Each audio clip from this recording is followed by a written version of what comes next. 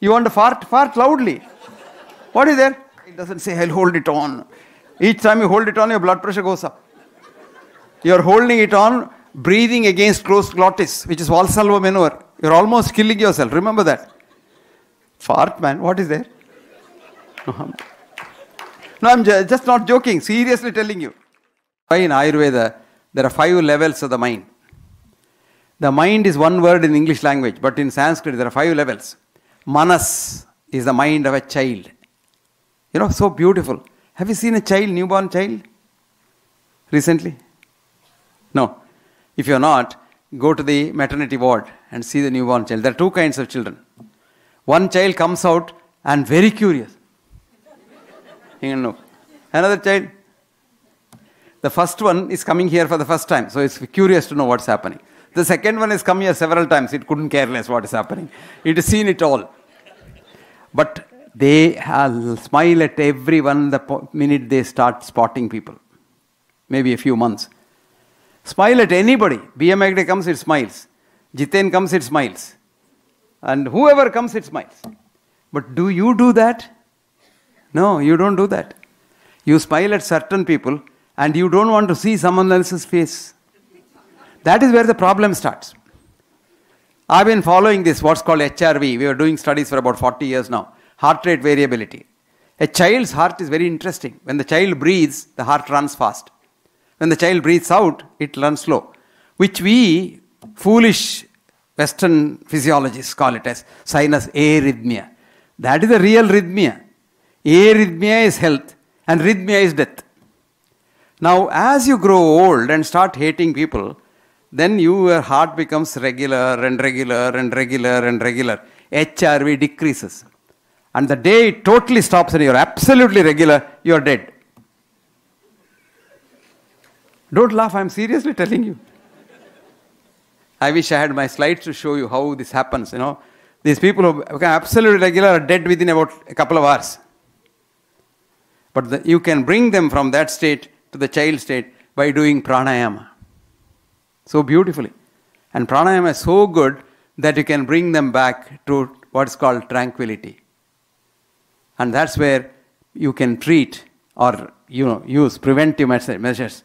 Yoga has that capacity to do that. That's why, thanks to our Prime Minister, yoga has now been recognized all over the world.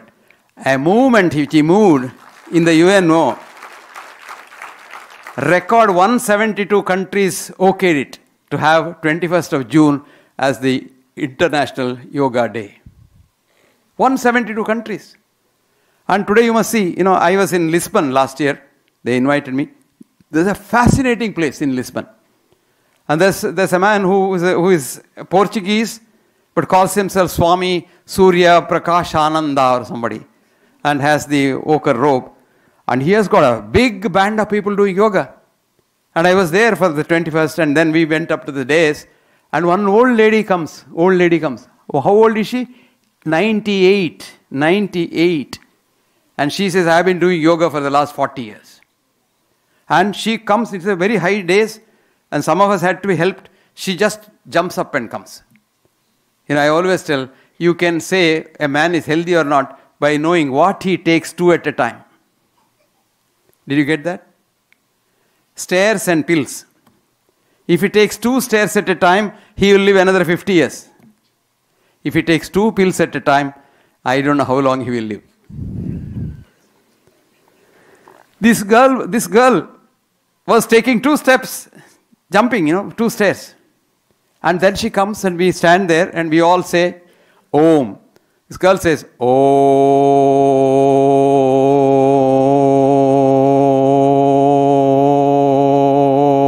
By the time we all finished, this girl was still saying, Om. 98. Can you believe that? Such a long vital capacity. So much of vital capacity. Maximum breathing capacity. And her joints were so good because she was using them. That's why now for the Canadian Gerontology Association, I've told them, you teach your people 2 things. A, Indian dance forms, Bharatanatyam. If you are a Bharatanatyam exponent, your joints will be supple even when you're 100. And if you're one of those chanting the Om, Your maximum capacity will remain the same for any number of years you live. The two things that happen as age advances: A, joint mobility comes down; B, the vital capacity comes down. And you must see these people.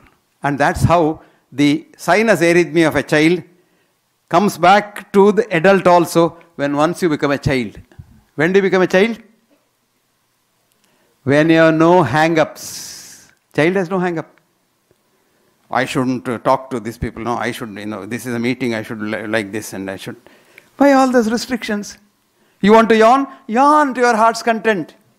Child yawns, no? You must see the sophisticated westernized lady. Why that? You want to, burp? Burp. It's normal. You want to fart? Fart loudly. What is there? Haven't you seen Auden's poem on farting? He says, you must know how to fart. Very nice. Auden, very big English poem. He says, his poem is there. No man can smell his fart. You can smell everyone else's fart, not yours. Some relax. A child doesn't restrict it. Supposing it wants to fart, just a child doesn't say, I'll hold it on. Each time you hold it on, your blood pressure goes up. You're holding it on, breathing against closed glottis, which is Valsalva maneuver. You're almost killing yourself. Remember that. Fart, man. What is there? No, I'm just not joking. Seriously telling you. Become a child. Become a child in every aspect of it. That means your heart rate variability will come back to child sinus arrhythmia. And when once that happens, that's why that is a manas. Now the child is sent to school. Right? There, child is given some information. Time I am on. This restrict time illa ingane paranjade. Angane, sheri. Time limit restricts, Yesterday I was worried because, there's the time is there, so much of programs to go on, and the children were waiting for dancing, etc. So I didn't want to. Restrict and the blood pressure went up. Innella free for all. So what happens? You just send the child to school. School is said, this is BMI day, this is so and so, that is so and so, this is so and so, etc., etc. And that level of the mind is called buddhi. You know what buddhi is? What you are told. You are told. You are told you should not fart in public. That's buddhi. But child doesn't have buddhi, it's a manas. It farts. So buddhi. That's why I say every newborn child is a genius, wrote Alexis Carrel, only to be converted an idiot in school. So you become an idiot. So when the minute you become an idiot, then you become buddhi. Then after buddhi is the next level, where buddhi creates chitta. Chitta is buddhi plus ego. I am B.M. Hegde. I am A, B, C, D, E, F, G or some whatever it is. That is called chitta. And that's the level you get lot of problems in the mind. Chitta, vritti, undulations. Nirodha yogaha, Patanjali wrote. At the chitta level, you have so much of agitation in the mind. If you can control it, put a nirod there, not the government one, it leaks. But the real one.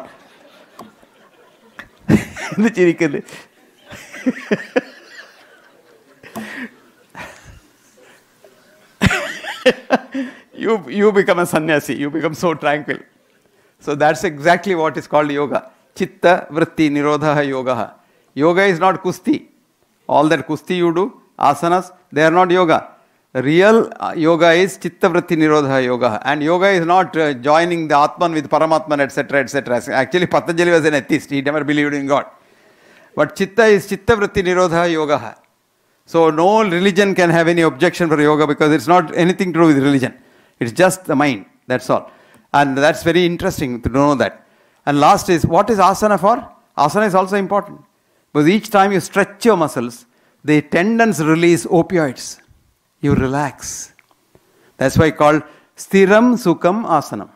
For constant ease, you must do asana. So you do asana first and then sit and do pranayama.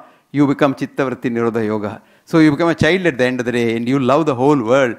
And you love your enemy. That's what Jesus said. Love the enemy. You even love your enemy because you forget why you, in the first place, you become and forgiveness comes. And forgiveness is the biggest thing. Ayurveda says, Kshamavan, forgive. Aptopasevi bhavet arogyam. Now, I was so happy this morning here because they said Kannada, the Indian associations have come together. Coming together is progress. Staying together is probably what you need. And we must stay together because you are now in a far-off country. Not, of course, physically not very far off from India, but you are in a foreign country. This is your karma bhumi. Love the Kuwaitians. You have to love the Kuwaitians because it is they who have given you a place to work here and thrive. So you love them. Your health improves. Then you love yourselves. You know, now the latest Western studies have shown that the old Indian large family systems are very healthy. The sense of belonging. You know, I still remember the days when I was a child in my father's house. We were 66 children in the house. 66 children. And it's fun. Supposing morning there is idli, let us say, for breakfast. Most of the time it is ganji, but if it is idli, one idli is cut into 4 pieces. So you are given 3 pieces. That means 3 idlis you are given. That is 3/4 of the idli you have at the end of the day. And chutney is like that. You just touch it and check, and it goes that far. But it was fun. We used to pick one from another plate and say run and eat and things like that. At night we had to drink milk. I still remember that. It's called Pernir. Pernir means water in milk. At the end of the day it was only water. There's no milk in it. So it gets diluted and you get small quantities. So that is how life was, but very real fun. Today, father, mother, husband and child. Father goes out for work. Tension, whether he will come back or not. Mother goes out, tension. Child goes out, you don't know, will somebody kidnap the child. So all 3 of you, the blood pressure keeps going up. So the tension. So they say, the sense of belonging. You know, uncles, aunties, grannies, and so many people to look after. Today you have to have a nanny. And the nanny is not interested in the child, but the granny is interested in the grandchild. So nanny will look after the child much better than the nanny. And that's the enjoyment of it. So sense of belonging. So do you know what the West does now? They always do something. They call church groups. Not that they go to church. Nobody goes to church in the West now. They call church groups a group where they behave like a family. So my suggestion is, KKK is a bad name. Huh? Ku Klux Klan. KKK, IADK, huh? IDAK, IDF. Treat yourselves as one family. Don't have that. Come together. Enjoy together. At least once in 3 months, have a combined meeting where you discuss topics of common interest. Or so you call some ass like B.M. Megde and ask him to talk some nonsense. All that is good because, you just want to while away your time, forget your past, forget your worries. Worries and things like that keep killing you. So you forget it. You treat yourself. So my suggestion would be, you be a good one organization and love your karma bhumi and do something for your janma bhumi also.